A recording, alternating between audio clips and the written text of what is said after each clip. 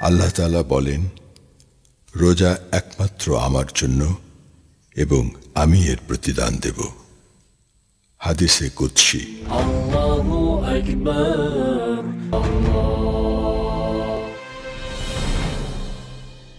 আলহামদুলিল্লাহি রাব্বিল আলামিন ওয়াসসালাতু ওয়াসসালামু আলা আশরাফিল আমবিয়া ওয়াল মুরসালিন ওয়া আলা আলিহি ওয়া আসহাবিহি আজমাইন।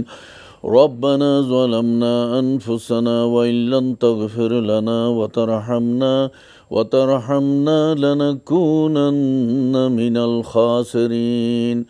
ربنا اغفر لنا ولإخواننا الذين سبقونا بالإيمان ولا تجعل في قلوبنا غلا للذين آمنوا ربنا إنك رؤوف رحيم। আয় মাওলা পরওয়ারদিগারে আলম, মহিয়ান গরিয়ান সর্বশক্তিমান রব্বুল আলামিন, রহমত বরকত মাগফিরাতের মাস দিয়েছ আয় আল্লাহ। আমাদের আয় আল্লাহ দয়ার জন্য, আমাদের সব কিছুতে বরকত দানের জন্য, আমাদের গুনাহ মাফের জন্য, অপরাধ ক্ষমার জন্য আয় আল্লাহ এই মহা সুযোগ করে দিয়েছ। আয় আল্লাহ আমরা কতটুকু রহমত বরকত মাগফিরাত অর্জন করতে পেরেছি জানি না। রমজান তো শেষ হয়ে যাচ্ছে, মাওলা গো তুমি আমাদের ক্ষমা করেছো কি না জানি না।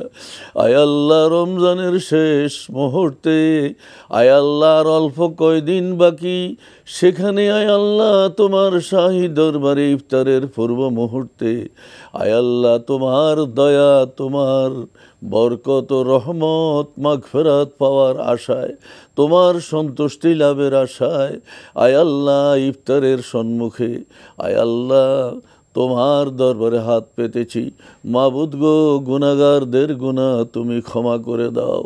আয় আল্লাহ সারা বিশ্বের মজলুম মুসলমানদের উপরে তুমি সাহায্য করো, তোমার রহম করো।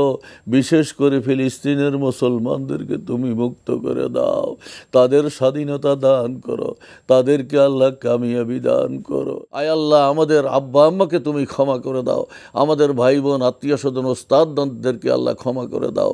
বাকি রোজাগুলো আয় আল্লাহ সন্তুষ্টি অর্জন করে, তোমার সন্তুষ্টি অর্জনের করে আয় আল্লাহ রাখার তৌফিক করে দাও।